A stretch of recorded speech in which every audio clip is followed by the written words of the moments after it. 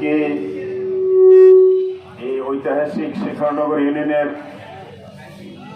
শান্তি সমাবেশের এই ইউনিয়নের সম্মানিত সভাপতি সহ আমার সাথে সহসঙ্গী আছেন শেরদিঘা থানার সাধারণ সম্পাদক এবং বিভিন্ন ইউনিয়ন থেকে আগত সম্মানিত সভাপতি সাধারণ সম্পাদক, অঙ্গ সংগঠনের নেতৃবৃন্দ, শেখরনগর ইউনিয়নের সভাপতি সাধারণ সম্পাদক, অঙ্গ সংগঠনের নেতৃবৃন্দ, এলাকার মুরব্বিয়ানরা, মা ও বোনেরা, যুবক ভাইয়েরা, ছাত্র ভাইয়েরা, আসসালামু আলাইকুম। আজকে আমাদের খুশির দিন। একটু আগে আমার সহপাঠী হায়দার আলী বললেন যে আমরা মুক্ত আকাশে কথা বলতে পারতেছি। আল্লাহর নিকট আমরা শুকরিয়া আদায় করি, আলহামদুলিল্লাহ।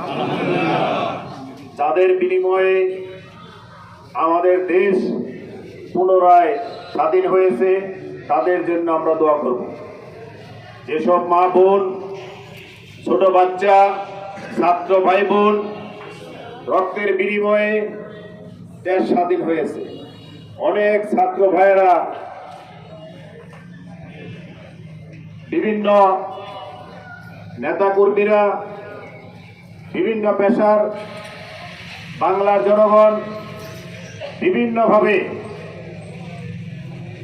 হসপিটালে আহত অবস্থায় চিকিৎসাধীন আছে। তাদের জন্য আমরা প্রাণ খুলে দোয়া করব। আমার নেত্রী দেশনেত্রী বেগম খালেদা জিয়ার জন্য দোয়া করব, তারেক রহমানের জন্য দোয়া করব, সে যেন বীরের বেশে বাংলাদেশে আসতে পারে। আমরা আজকে সবার উদ্দেশ্যে বলতে চাই, শেখরনগর আমার নিজের মাতৃভূমি, নিজের জন্মভূমি, আমার দেশ। আমি তাই, যদিও সময় নাই, আজকে সারাদিন কয়েকটা মিটিং, এখন শ্রীনগর যাব, কিছুক্ষণের জন্য হইল আপনাদের সাথে কথা বলতে আসছি। এইটাই আমি জানি শেখরনগরে কোনো ভেদাভেদ নাই। এইখানে হিন্দু মুসলমান কেউ বলতে পারবে না যে আমরা দ্বিধাদ্বন্দ্বে আছি, কোনো সেপারেশন আছি। কারণ এখানে অনেক হিন্দু ভাইদেরকে দেখি, এদের সমস্ত পূজা পাণ্ডব, আমার বাড়িতে রোজার অনুষ্ঠান হইলে এই বাইরে আসে, আমরা সবসময় আসি। আমার বাবাও করছে, আমার নানাও করছে, আমাদের পুরো পরিবারদের সাথে একটা সুসম্পর্ক। সেই হিসাবে আমাদের কর্তব্য, দায়িত্ব, আমরা যেন সবাই আজীবন এইভাবে মিলেমিশে থাকতে পারি। ভাত খাইলে ভাত পড়বে, দুই চারজন খারাপ লোক থাকতে পারে, এর জন্য সবাই খারাপ না।